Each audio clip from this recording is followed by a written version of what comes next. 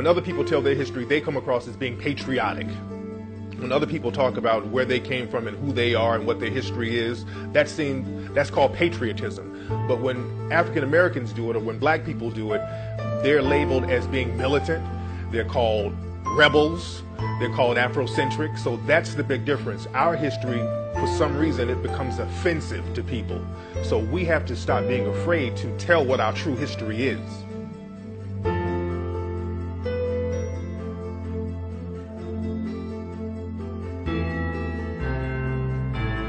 The studies will show that the dominant population here in America especially, and in Europe, have wanted to claim everything for themselves. And so they have made up a lot of stories as they traveled to places. And as we know, all of the places that the so-called European or the white explorers traveled, when they got there, black people were already there. Some kind of black people, or yellow people, or red people, or brown people. You as a black man are the root of all of the civilizations.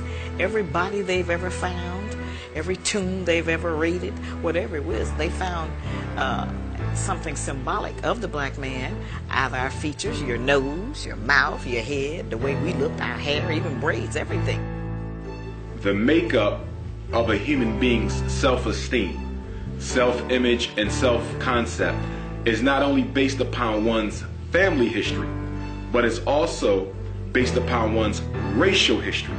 So when you look at the self-esteem of black people and black children, you can rest assured that at least 50% of how high or how low it is contingent upon positive information that they know or don't know about who they have been in racial history. And over the last, I would say, 1,000 years, there has been a protracted effort and an ongoing effort by those in power, the European powers especially, to make sure that what we have done as an indigenous, or what we call autochthonous peoples, Earth's autochthonous peoples, is erased irrevocably from the minds of all our people. Only a people who haven't learned how to respect themselves will let someone suggest themselves that they forget about their history. If you know yourself, there's no way that anybody could ever do the things to you, or would you do the things to you and yours that we find ourselves doing. So that, and in many ways, I don't really think it's hidden. It's there. It's just that they're not allowing us to understand.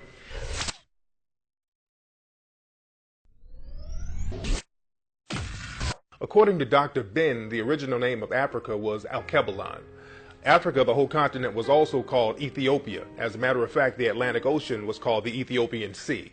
So there were several different names. Africa was really described by different tribes. It wasn't a whole monolithic society. But eventually, they named Africa after a European. Africa was not called Africa. It's actually named after the one who actually conquered the Carthaginian, Scipio Africanus. So they usually, the Roman types of system is that the conquering general gets to name the region he conquered. He gets his name to be placed on that region. So Scipio Africanus they named a certain terrain after him. So everybody just said, well, let's call it Africa or Africanus. But if you look to Dr. Ben's work, you'll find that it was called Kush, and you'll find it was called Alkebulan. It had many names: Ethiopia, which is essentially Greek. But a whole continent was once known as Ethiopia. It's terrible, about just where math came from. All of the pictures that they've shown out of Africa, they've never really educated the Americans, white or black, about what really goes on in Africa, what some of the cities are really like. And that we're not running around over there with Tarzan.